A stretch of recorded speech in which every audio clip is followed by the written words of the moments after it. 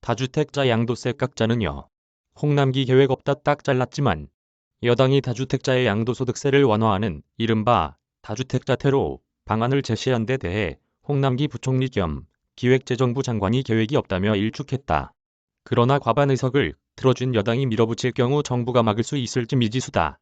홍남기 부총리는 2일 비상경제중앙대책본부 회의에서 정부로서는 다주택자에 대한 양도세 완화 조치를 논의한 바 없고 추진 계획도 없음을 명확히 말씀드린다며 최근 주택시장 안정화 흐름이 지속되고 매물도 증가하는 상황에서 다주택자 양도세를 한시 인하하는 경우 절세를 기대한 기존 매물 회수 등 시장 불안을 초래할 수 있다고 말했다.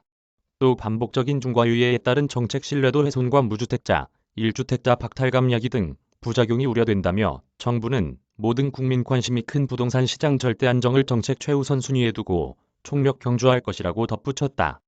최근 야당이 군부를 뗀 다주택자 양도세 완화론에 대해 분명히 선을 그은 셈이다. 박완주 더불어민주당 정책위의장은 지난달 30일 기자간담회에서 다주택자 양도세 인하에 대한 질문에 그런 입장에 대해 배제하지 않고 검토하고 있다며 보유세가 올라서 팔고 싶어도 양도세 때문에 내놓을 수 없다는 여론이 있다고 밝혔다.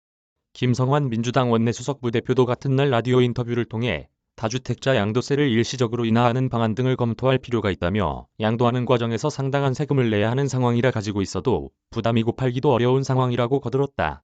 이는 지난해 정부가 발표한 7.10 부동산 대책에 따른 다주택자 양도세에 대한 것이다. 정부는 다주택자의 주택 양도 중과세율을 10%포인트 올리기로 하고 유예 기간을 거쳐 올해 6월부터 시행 중이다.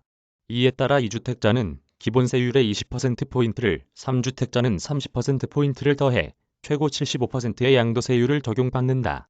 당초 다주택자 양도세 강화를 주도했던 여당이 이처럼 기류 변화를 보이는 데 대해 대선을 앞두고 다주택자들의 표심을 달래기 위한 것 아니냐는 해석에 무게가 실린다.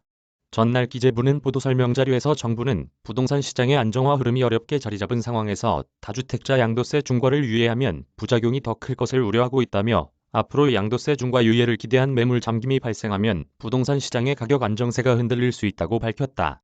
이어 다주택자 양도세 중과 유예는 무주택자나 1주택자의 박탈감을 야기하고 정부 정책에 따라 집을 팔고 다주택 상황을 해소한 사람과의 과세 형평성 문제 등 불필요한 논란을 일으킬 수도 있다며 과거 양도소득세 중과 제도 도입 시 충분한 유예 기간을 부여했다는 점을 고려할 때 다주택자에 대한 추가적인 유예 조치는 정부 부동산 정책의 일관성과 신뢰도를 심각하게 훼손할 수 있다는 점도 감안해야 한다고 설명했다.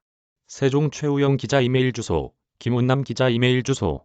저작권자 돈이 보이는 리얼타임 뉴스 머니투데이. 무단전제 및 재배포 금지.